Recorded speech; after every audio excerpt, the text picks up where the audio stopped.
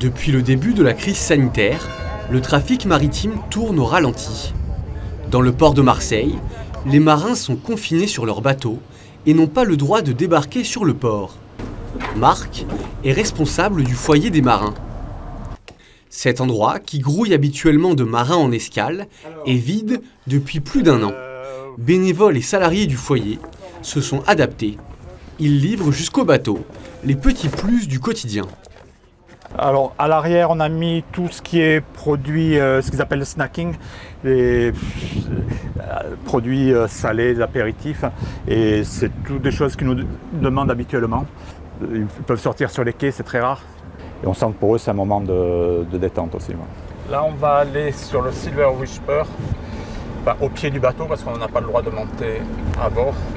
C'est un paquebot avec 50 membres d'équipage qui est à l'arrêt depuis fin mai, je pense, à Marseille. Fin mai de l'année dernière, donc ça fait plus d'1 an. Pour ces marins philippins, la visite de Marc est l'une des rares occasions de rencontre avec l'extérieur. Voilà, et Doritos, Pringles. Ils profitent de quelques minutes pour acheter friandises et souvenirs pour leur famille. Ils n'ont pas vu leurs proches depuis plus d'1 an et espèrent bientôt rentrer chez eux. Des Doritos, des magnettes de France.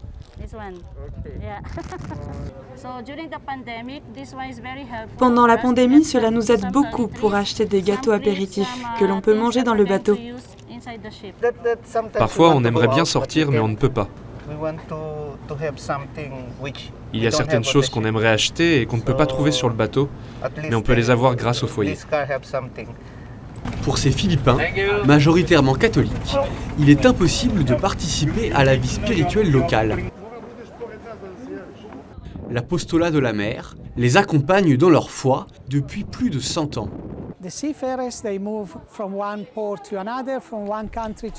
Les marins voyagent d'un port à l'autre, d'un pays à l'autre. Ils ne peuvent pas aller à l'église le dimanche, aller à la messe, ils ne peuvent pas recevoir les sacrements régulièrement. C'est pourquoi l'apostolat de la mer apporte ce service aux marins, aux pêcheurs et à leurs familles. Ce Sea Sunday 2021 a donc une importance toute particulière. Cette journée de prière pour les travailleurs de la mer et leurs familles est célébrée chaque année le 2e dimanche de juillet.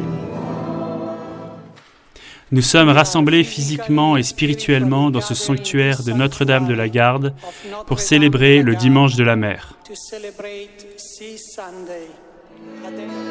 Cette messe en anglais, depuis Notre-Dame de la Garde, diffusée sur les réseaux sociaux, leur est directement destinée. Les marins du monde entier peuvent ainsi la suivre en direct. Dans l'assemblée, des marins à la retraite, des épouses et des filles de marins. Ils prient en communion avec les marins actuellement embarqués ou immobilisés à quai pour des raisons sanitaires.